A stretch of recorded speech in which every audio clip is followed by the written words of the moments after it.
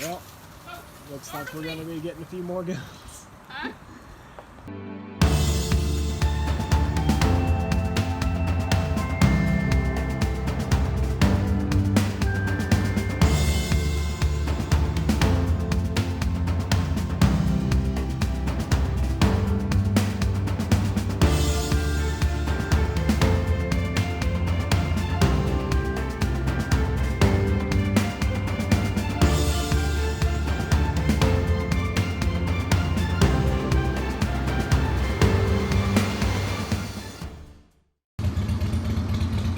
Well, it looks like we're getting some goats. Some new goats, some different goats. Have to excuse the motorcycle running behind me. He apparently got started and let it warm up for about 45 minutes. But anyway, there's more to this story I'll tell you all later. Just want to show you. This is Dorothy and Cindy. And we're getting them loaded up here.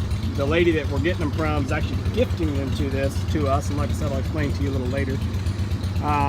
But she's going to haul them out to the farm for us just to kind of give them her one last ride. So this is her farm truck. I just thought I'd show you. It's the back of her minivan. She's taking the back seats out. And when I got here, I had to help her unload Coastal out of the back of the van and then load the goats in. But these are two registered Nubian does. They're both bred and should be kidding here in about a month, somewhere in January. It's early December now. But anyway, she's going to drive them out to the farm. We've got a place set up for them. We're not sure exactly what our long-term plans are, if we're going to start raising Nubians too, but like I said, we couldn't really turn them down. They needed a home, so there'll be more to come.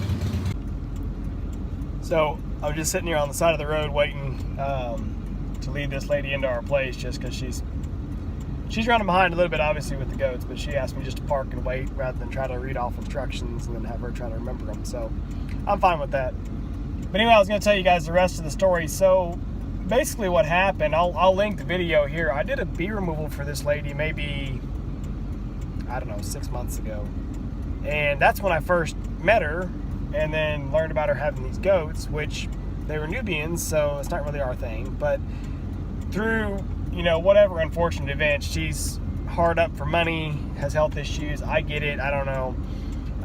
She couldn't pay me for the bee removal, which normally, honestly, she's the first, I think she's the first person I've ever had that hadn't paid me. Now if someone just tells me straight up before I do the job, I can't pay you, I don't do the job. But anyway, I told her, look, don't sweat it. You know, at the time, had a good job, didn't really worry about it too much. You know, it is what it is. But anyway, I had already written it off. I thought she's just never gonna pay me. Oh well, you know, move on. Well, then she calls and she says, you know, I've had a really rough year. I've had all these problems with her boyfriend and her dad and her mom, and it just seemed like everybody is struggling, including her, which is that's a sad story. But she said because of it, she's having to get rid of her goats. And so she offered to give us 2 bred does. Now, whether you say give them to us to put them into a good home or give them to us to make right on the debt, oh well. Like I said, I don't see it as making right on the debt because I had already written off the debt. It is what it is. So she has a clean herd, closed herd. They're all tested. They're all registered Nubian goats. So I figure, what the heck, why not? Called the wife, asked her. She said, yeah, it's not really our thing. We're not looking to build a Nubian herd, but I mean, other than the feed bill and the cost for us to go pick them up, which is actually, she's delivering them, I just had to drive down there and help her load them.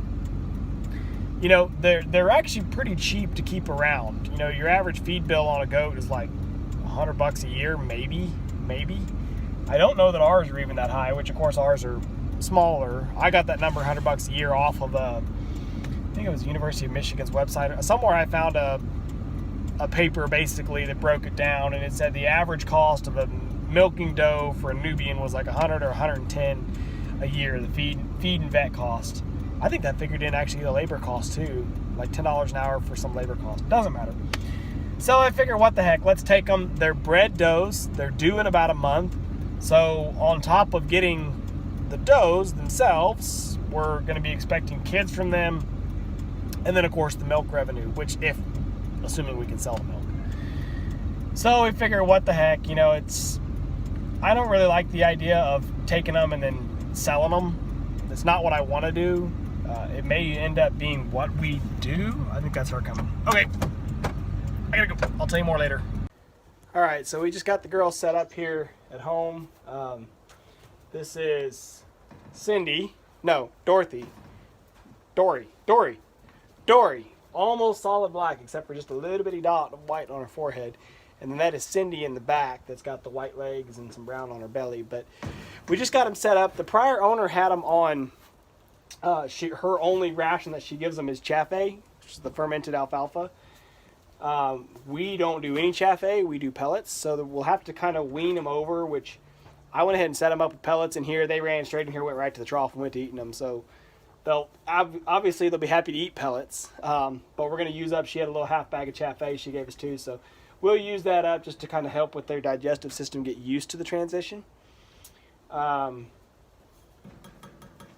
trying to remember what I was telling you in the truck. Hang on a second, I gotta go back and watch that video, remember where we were at on conversation. Okay, so yeah, we were just talking about long-term plans. Our immediate plan is not to just take them and sell them. Like I said, we're gonna at least keep them while they kid, which she went back and checked her paperwork. I think I said earlier in the video they're supposed to kid in about a month in January, but she said actually they're with the buck in late October, so it'll be more like late February into March is when they'll actually be expected to kid, which is fine because that'll give us a little bit of break between the upcoming kiddings that we have hopefully in the next week and then in January, and like I said, it should give us a little better spread. But anyway, we're going to keep them, at least let them kid out here, see what happens. We may decide we fall in love with them. But like I said, we're not just going to take them and flip them. We obviously could, but I don't feel right about that. I mean, she gave them to us because she wanted them to have a good home. We're going to give them a good home until we really feel comfortable with what we want to do as far as moving forward with our own herd of goats. Like I said, we've been raising Nigerian dwarves. That's where our focus is at. But who knows? Maybe we'll decide that we love Nubians too. So, for now, they're home. We've got them set up with some fresh water.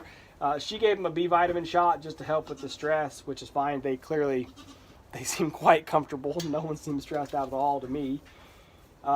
We've got them set up with some fresh hay, with some coastal here in the back. Their Chaffee, the pellets, water. They're good to go.